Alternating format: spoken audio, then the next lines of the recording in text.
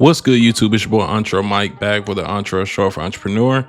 And in today's video, we're going to do a spot market update for box trucks in the market for 2025. We are in the first week of November, so we're going to be going over results. We're also going to be going over tips and tricks to help you make anywhere from $3,000 to $5,000 a week. So let's hop into this video. If you like content like this, I do it weekly or bi-weekly, depending on how much time I got right. Make sure you like the video. It really helps spread this into the algorithm. Also, subscribe to the channel and turn on post notifications if you really want to see this content. But I think you guys are going to like today's video. I'm also going to ask this in the beginning. I usually stay out of news related content because I feel like it can be driven pretty political, right? But if you guys want to stay updated on why rates are changing so much, I can add a segment on my weekly videos for news. I want you guys to drop down the word news if you would be interested in that. If you just like the data, comment down data. Just comment down data if you like these regular traditionals. And you want me to add another video like this, or would you rather a news related video that I post once a week so you can kind of see how the market is changing? Before we get into the video, I do want to go over the channel sponsors today. We got LogRock, right?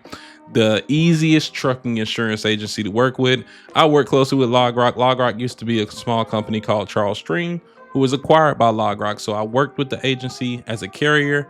I work with them now as an employee. Really good culture here. Good people. If you guys need a quote, I am a trucking insurance agent, right? So click that link down in the description or call the number below. So here's the meat and potatoes. We are on the national spot rates. Right here on the left side, you can see for dry van, in the middle flatbed, on the right side reefer. Now you guys are a straight box truck, which is the equivalent of basically about half of a dry van, but your rates are not half. Usually your rates tend to be where between 30 to 40 cents per mile on average, lower than a 53-foot dry van, right? So you will have some loads that you get paid $3 to $4 a mile, but on average, I would say a box truck is seeing anywhere from $1.60 a mile to maybe up to $1.90 a mile, and that's for all loaded miles. And I just wanted to go over that because it's not, of course, one-to-one with the dry van industry, but depending on how quickly this freight is needed, you guys can get expedited rates higher than the national dry van average, right? So this week's chart looks very similar to last week's, still highest in the Midwest. Somehow the West Coast is hanging on to second place, and somehow, you know, we got South Central at third. I know Texas is probably keeping those rates pretty high because it's a high outbound density for freight, so it's a lot of freight coming out, but it's also a ton of freight and carriers coming in. Southeast is not low. We got Northeast at the lowest, right? And that's usually pretty common. Northeast is always the lowest for rates. And then here you can see the van rates, spot rates, and contract rates on average. Like they said, we're around 211 per mile, whereas contract rates are right under 250 a mile. But as you can see, it's a tick down on contract rates, tick up on spot rates. Nothing crazy, but that center two can make a big difference in the LTL industry. And here's our heat map showing the highest load to truck ratio. It's funny because the Southeast is still pretty strong along with the Northeast. We got some soft spots in the Midwest, probably due to capacity being pretty high in these areas, meaning there are a lot of trucks trying to take advantage of those higher rate per miles, right? But if we go down to the load to truck ratio, we can see we actually got a small tick down at the October. So I was expecting this to go up again. But this lower load to truck ratio could just mean there's more dry vans hooking up around the year because they know this is about to be peak season for the dry van market. We've been seeing higher rates in the past 4 to 6 weeks overall for the entire industry. So I wouldn't be surprised to see this load to truck ratio rise with the increased demand, depending on how politics works out. So we got a lot of stuff going on politically that could affect a lot of things as far as people's really ability to be able to spend money for the holidays. So let's just keep our fingers crossed, and we're not going to get too deep into that. So let's move on to the rates on the board. All right, so we're going to go ahead and go with our first search result out of Houston, Texas. This is our origin. This is how many miles we don't want to see a load out of, deadhead origin. Straight box truck is the only thing we have. We could also add van or van lift gate, right? My bad, van lift gate.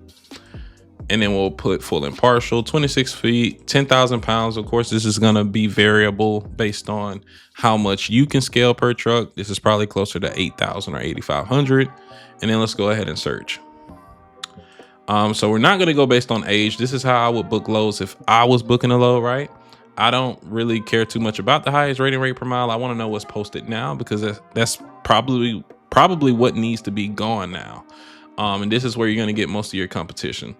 But just for education purposes, let's see what the highest rate per mile is coming out for a straight box. So pay attention to the equipment type. Highest rate per mile coming out of Houston, Texas. Wow, this is really low. $1.23. I haven't seen rates this low for a minute.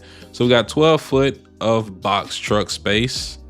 TQL load, $1.23 on 1,400 miles. We got $1.22 Channelview, Texas to Madison, Alabama. 15 foot, no box trucks in the comments. So make sure you guys are checking that equipment and checking the comments. But this is just not the best place for freight. I'm gonna be honest. Texas has a lot of competition. Let's go to the highest rate. Got 91 cents a mile. And I do want to let you guys know this is towards the tail end of the day. So you will see some loads that are more expedited during the day that may need to be delivered same day. That's over $2 a mile, right? So highest rates, we got $1,400 to go to Ontario. Oh my goodness, $1,400 to go to South Dakota. So let's get out of Houston and check what our next one is. I have the video right here, so make sure you guys comment down your city and state if you want to see it in next week's video. All right, we got Milwaukee, Wisconsin. I feel like a lot of people keep putting Wisconsin up on all of my videos, but hey, if you want to see it every week, that's a smart way to do it. Highest rate per mile, see coming out of Wisconsin, you got $3 a mile on the board to go right to Illinois. Straight box truckload, 26 feet, 5,000 pounds. Confirm ETA to pick up, appointment time, confirm MC, contact Justin. So pretty straightforward. This is actually about $20 over the spot rate average. So this is pretty impressive for a load. So I want you guys to keep in mind that too. If this is your area or an area you're pretty close by, pay attention to when I look up Wisconsin and I'm going over the spot rate, look at some of the averages coming out of these places so you can be more informed on what rates actually look like on average that's booked. And this is a 7-day average. So we got Homer Glen, Illinois to Pontiac, Michigan, $730 on 290 loaded miles. It's pretty impressive. $314 for loaded miles. Let's go down here. I want a little bit more mileage. Let's see, $1.93 on 519 miles. Straight box truck. Somehow only 210 pounds. That lets me know it's probably only one pallet. But I love this description. It's pick up from 3 to 6, drop off 7 a.m. to 5 p.m. Like, I like the fact that they got their shipping and receiving on here. Then you can see though, it's pretty much lowballed as far as the rate. A rate like this going to Kentucky is usually closer to $3 a mile. And this is where the negotiation comes into place.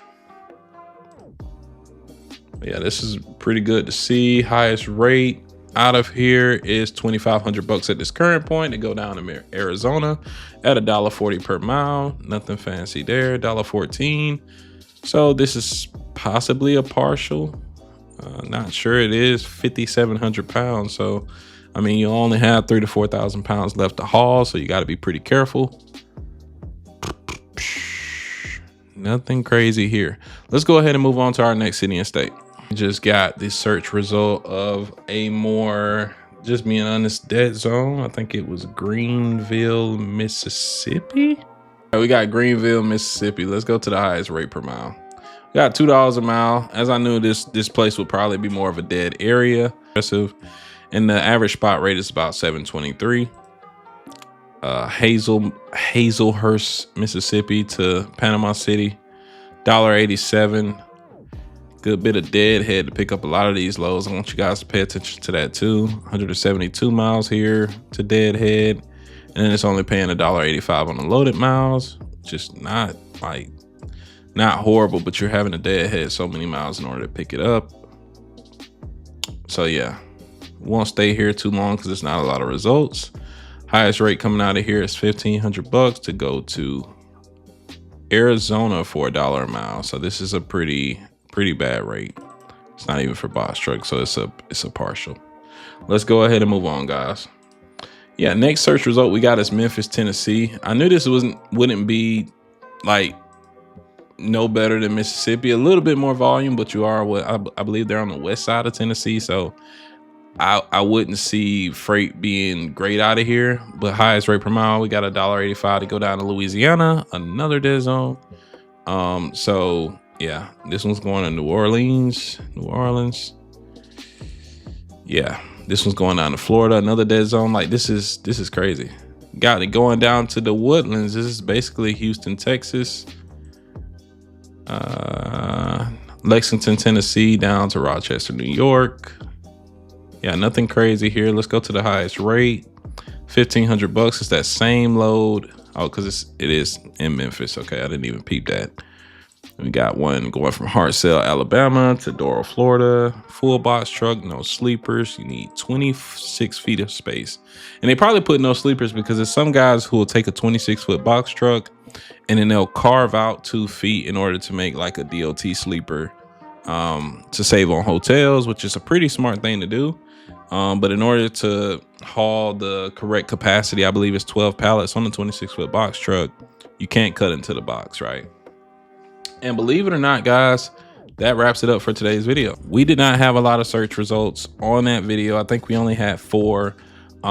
So this is your chance. If you want to see it on next week's video, drop down a comment. Like I said, first on if you would rather me to add a news segment to go over a lot of the updates with non-domicile CDLs and English proficiency laws to where it could affect the capacity in trucking that will either lead to more opportunity in trucking or not. So, I mean, I do want to I have been following this. I just haven't been posting that type of content because like I said, I'm not really a big guy on politics, but I do want to report on the news because it will be affecting the rates and capacity within the market. So I'll see you guys on next week's video. Like I said, check out the sponsors if you guys need trucking insurance, a truck dealership, or freight factoring, because you got to get paid for every single load. And I'll see y'all next time. Peace.